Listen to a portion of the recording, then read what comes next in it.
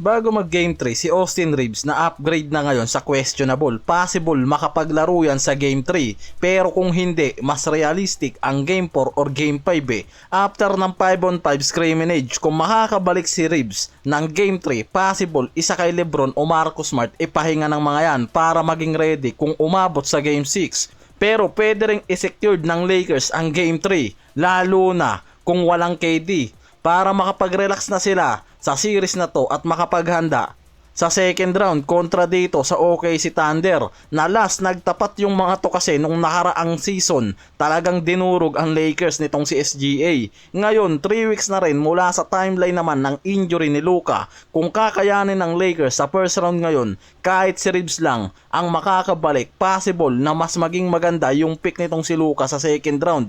Makakatapat niya agad yung rival niya na si SGA. Palakasan na lang talaga sa referee. Pero mukhang talo si Luka. Sponsor si SGA ng sapatos ng ref eh.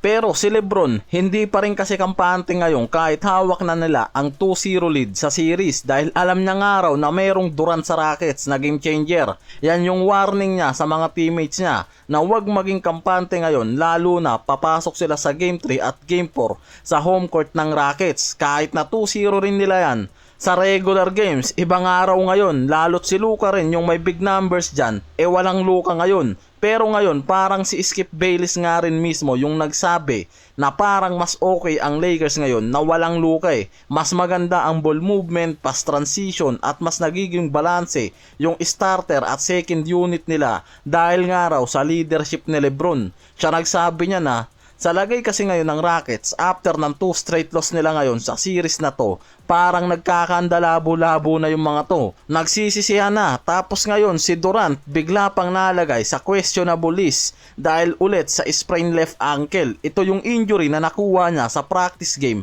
kaya hindi siya nakalaro sa game 1. Tapos ngayon mukhang bumalik pa. Talagang iniinda nga niya yan sa Game 2. Hindi ko sure kung tama. Baka ito yung dahilan kung bakit naging inefficient siya sa Game 2. Tapos may siyam pa na turnover. O baka talagang effective nga lang raw yung double team o trap coverage na ginawa sa kanya ng Lakers. Yan din kasi mismo yung dahilan bakit kinall out itong si Durant ng mga teammates niya ngayon. Sinabi mismo dyan ni Jabari Smith after ng Game 2, hindi nga raw dahilan ang double team. Kailangan nga raw maglaro pa rin siya bilang Kevin Durant dahil aminado si KD na sobrang nahirapan nga raw siya sa double team defense na ginagawa sa kanya ng Lakers sa Game 2. Credit dito kay Smart, Luke Kennard at iba pa na wing defender eh. Yan mismo yung inamin ni KD. Dagdag gasolina tuloy yan sa Lakers na talagang ibig sabihin effective yung ginawa nila at paniguradong gagawin pa rin nila yan kay KD. Nawawala ang rhythm ng Rockets sa offense nagiging inconsistent itong si KD. Ang nangyayari, umaasa sila sa ibang role players na hindi naman consistent. Tapos bumabagsak pa yung second unit nila sa Game 2, kaya kung hindi 100% nga raw si KD sa Game 3, kung maglalaro yan o pilitin man, paniguradong mabibigyan pa rin yan ng matinding pressure. Sa Game 3, critical game na to para sa Rockets dahil ito mismo yung magiging turning point nila sa series. Kung hindi maglalaro si KD, possible lalong bumigay yung kumpiyansa ng ibang role player nila. Pero ang problema kasi sa Game 2, kahit may Durant, nakitang hirap yung mga to. Nagkaroon pa siya ng 9 turnovers at hindi naging efficient. Kapag wala pa rin siya o ma-injured pa ngayon sa Game 3, mas lalong babagsak ang team offense. Lalakas yung psychological advantage ng Lakers. Kapag 3-0 na, relax na ang Lakers, may control na sila sa series Samantalang ang Rockets, mas mapipressure ng todo. Bawat pagkakamali, mas mabigat. Kapag ang Lakers na 3-0, ang best of 7 series na to, halos 100% na sa kanila ang first round.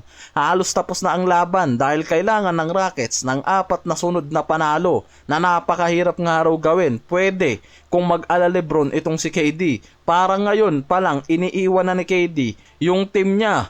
Lalo ngayon na parang sa kanya kasi sinisisi yung nangyayaring bagsak na performance nila sa series na to.